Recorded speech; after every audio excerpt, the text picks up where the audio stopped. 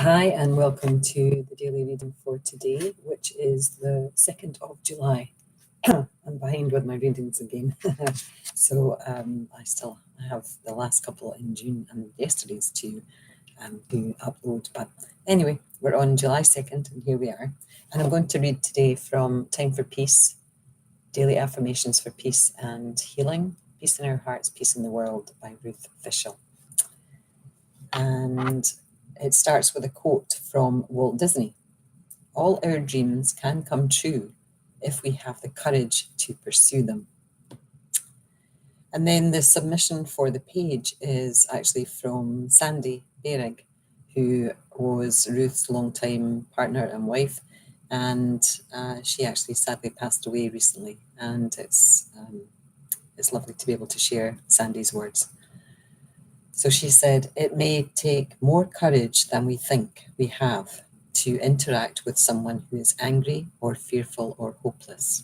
However, there is great courage in simply reaching out a hand to him or her in peace, bringing comfort where we know it is needed. With that simple act, ease replaces stress, and the world is made more peaceful in a way that can be repeated again and again, across borders and across diverse peoples." And Ruth has written at the bottom, "Today I will offer my hand and my willingness to bring peace to someone in need of it, in the hope that my gesture will be repeated many times among people I will never know personally, but with whom I will have had a deep connection." And it is all about connection, isn't it? It's about peaceful connection with people. And Ruth wrote this book, a while ago. It's not, the things that are going on in the world just now came after she wrote this book. It was in another format before, which I love. It's got a blue cover. And, oh gosh, Peace Within, Peace in Our Own Hearts, Peace in the World, I think it was called.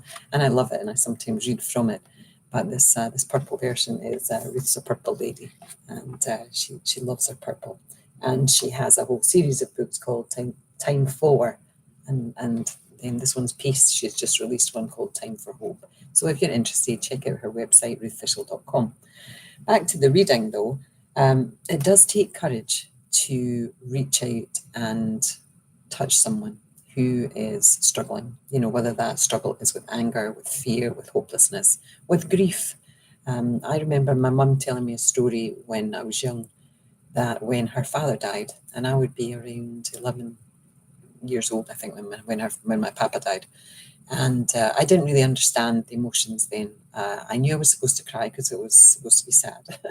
And I think I did. But I didn't really feel the emotions. Even at that young age, I didn't feel the sadness that goes along with grief.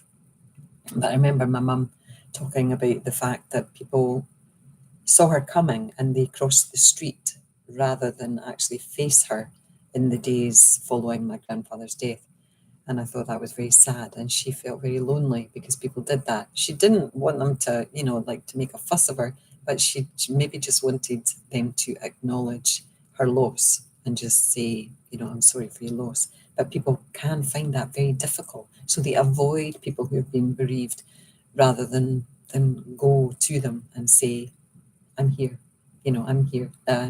Not even, for whatever you need, just, "I'm here," just that peace, passing on that peace to that person.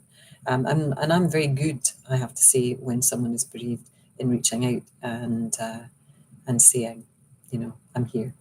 And I think that comes from my mother telling me that story all that time ago. And I had the experience. I didn't really have that experience, when my parents died, or people avoided me. Maybe I wasn't aware of it if they did, but I had lots of people around me, so it wasn't. I didn't feel that loneliness that my mother said that she felt. So anyway, I invite you today to reach out to someone that you need a little bit of courage to do that for, and just say, "I'm here," or "How are you?" or "Was thinking of you." That's a big one for me. Is if somebody pops in my head, I'll just send them a little voicemail or a little email or a text saying, "Was thinking of you, just send some love." And it's such a simple thing to do. And having received messages like that from people, especially the little voice message that you can do in the social media channels, it's lovely. When you hear someone's voice saying, I was thinking of you, I'm sending you some love, hope everything's okay, it brightens your day. So I invite you to maybe do something like that today. And my 5 minutes are nearly up, so I'm going to go, and hopefully I will catch up with some other readings later today. Namaste and love to you all. Bye now.